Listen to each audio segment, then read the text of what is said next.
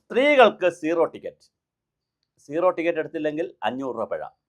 അല്ല, സ്ത്രീകൾ അറിഞ്ഞിരിക്കേണ്ട ഒരു കാര്യം, ഇന്ന് രാവിലെ 9 മുതൽ, ഇന്നെന്ന് പറഞ്ഞാൽ നാളെ കാലത്ത് ഈ വീഡിയോ കാണുന്നവർക്ക് കൂടി മനസ്സിലാവാൻ വേണ്ടി പറയട്ടെ, 2026 ജൂൺ മാസം 15-ാം തീയതി രാവിലെ 9 മണിക്ക്, 8:30-ക്ക് 9-നും ഇടയ്ക്ക് തിരുവനന്തപുരം സെൻട്രൽ ബസ് സ്റ്റേഷനിൽ തമ്പാനൂർ വെച്ച് മുഖ്യമന്ത്രി വി ഡി സതീശൻ ഉദ്ഘാടനം ചെയ്തു. ഈ ഗതാഗത മന്ത്രി ഉണ്ടായിരുന്നു, മറ്റൊത്തിരി ആളുകളുണ്ടായിരുന്നു. അപ്പോൾ ഇന്ന് 9 മണിക്ക് ശേഷം, 9 മണി വരെ കയറിയവർക്ക് ടിക്കറ്റ് എടുക്കണമായിരുന്നു. 9 മണിക്ക് ശേഷം ടിക്കറ്റ് എടുക്കണ്ട, അത് ഫ്രീ. ഓർഡിനറി ബസ്സിലാണ് 3100 വരുന്ന ഓർഡിനറി ബസ്സിലാണ് ഫ്രീ. ഇതിൻ്റെ ഏറ്റവും കൂടുതൽ ബെനിഫിറ്റ് കിട്ടുന്നത് തിരുവനന്തപുരത്തുകാർക്കാണ്. കാരണം ക്യാപിറ്റൽ സിറ്റി എന്നുള്ള നിലയിൽ ഒരുപാട് ഓർഡിനറി ബസ് ഓടുന്നത് തിരുവനന്തപുരത്താണ്. ഏറ്റവും കുറച്ച് ഇതിൻ്റെ പ്രതിഫലം കിട്ടുന്നത്, അല്ലെങ്കിൽ ഗുണം കിട്ടുന്നത് മലപ്പുറത്തുകാർക്കാണ്. അവിടെ 98 ബസ്സേ ഉള്ളൂ. അതേസമയം തിരുവനന്തപുരത്ത് 600-ലധികം ബസ്സുകളുണ്ട്.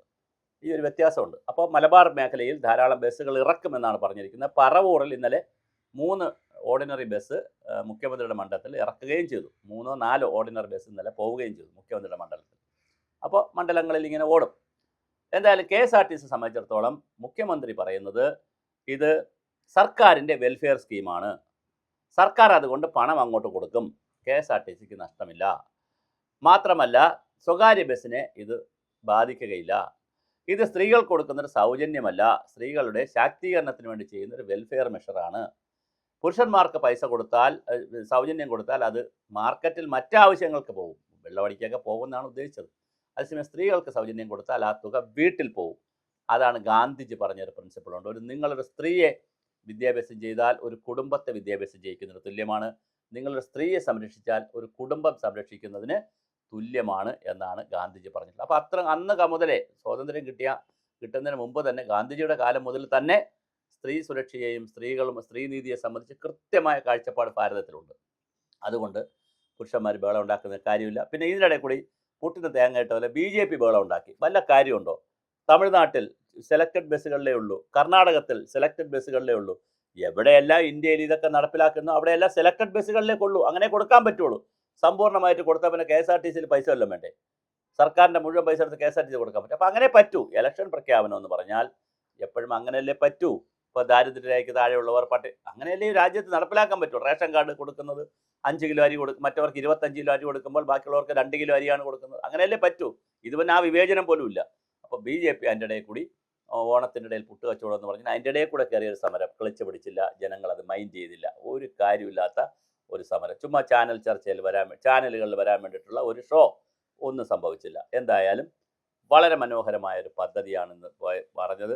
ഞങ്ങൾ പറയുകയല്ല, പറഞ്ഞത് ചെയ്യും എന്നാണ് കൃത്യമായി വി ഡി സതീശൻ പറഞ്ഞിരിക്കുന്നത്. വലിയ മനോഹരമായ പദ്ധതിയാണ് നടപ്പിലാക്കിയിരിക്കുന്നത്. ഇന്നു മുതൽ സ്ത്രീകൾക്ക് ഓർഡിനറി ബസ്സിൽ സൗജന്യമായി യാത്ര ചെയ്യാം. തീർച്ചയായും ഓർഡിനറി ബസ്സിൽ യാത്ര ചെയ്യുന്നത് വളരെ സാധാരണ ജനങ്ങളാണ്. അപ്പോൾ അവർക്ക് ഇന്നു മുതൽ ഫ്രീ ആയിട്ട് യാത്ര ചെയ്യാം. സീറോ ടിക്കറ്റ് മാത്രമേ ഉള്ളൂ. അതിൻ്റെ തുക ഒരു 70 കോടി രൂപയെങ്കിലും മിനിമം മാസം സർക്കാർ ഗവൺമെൻറ്റിലേക്ക് കൊടുക്കും, പിന്നെ KSRTCക്ക് കൊടുക്കും. ഒരു 700-800 കോടി രൂപയുടെ ബാധ്യത ഒരു വർഷം വരും. പക്ഷേ ആ തുക വീണ്ടും സമൂഹത്തിൽ തന്നെ സർക്കുലേറ്റ് ചെയ്യപ്പെടും എന്നതാണ് പുതിയ തിയറി. അങ്ങനെ സർക്കുലേറ്റ് ചെയ്യപ്പെട്ടാൽ വീണ്ടും സർക്കാരിലേക്ക് തന്നെ ആ തുക കൃത്യമായി വരും എന്നുള്ള ചിന്തയും ഉണ്ട്. എന്തായാലും സീറോ ടിക്കറ്റാണ്. ടിക്കറ്റ് എല്ലാവരും ടിക്കറ്റ് മേടിക്കുന്ന സ്ഥലം പറയണം, ടിക്കറ്റ് മേടിക്കണം, പക്ഷേ പൈസ കൊടുക്കണ്ട. അത് മേടിക്കാതിരുന്നാൽ 500 രൂപ പിഴയുമുണ്ട്. ടിക്കറ്റ് ഇല്ലാതെ യാത്ര ചെയ്തവരുടെ കൂട്ടത്തിൽ നിങ്ങളെയും കണക്കാക്കും. എന്നിട്ട് അങ്ങനെ വിൽക്കുന്ന ടിക്കറ്റുകളുടെ എണ്ണം കൂട്ടിയെടുത്താണ്. അപ്പോൾ ആദ്യത്തെ മാസങ്ങളിൽ ചിലപ്പോൾ കൂടുതലായിരിക്കും. സൗജന്യം കേൾക്കുമ്പോൾ ഒരാൾക്കൂട്ടവും ബഹളമൊക്കെ ഉണ്ടാവുമല്ലോ. അടുത്ത ദിവസം മുതൽ അതിനകത്ത് വരാൻ സാധ്യതയില്ല. ഒരാഴ്ചയെ കഴിഞ്ഞാൽ പിന്നെ സാധാരണ യാത്ര ചെയ്യുന്നവരെ യാത്ര ചെയ്യുള്ളൂ. ആദ്യം ഒരു ആവേശത്തിന് ചിലപ്പോൾ ഓർഡിനറി ബസ്സുകളിൽ സ്ത്രീകൾ കൂടുതൽ യാത്ര ചെയ്തേക്കാം. അതാണ് നമുക്ക് പറയാനുള്ളത്. എന്തായാലും വളരെ മനോഹരമായ ഒരു പദ്ധതി കൂടി വി ഡി സതീശൻ മുഖ്യമന്ത്രി നടപ്പിലാക്കിയിരിക്കുന്നു.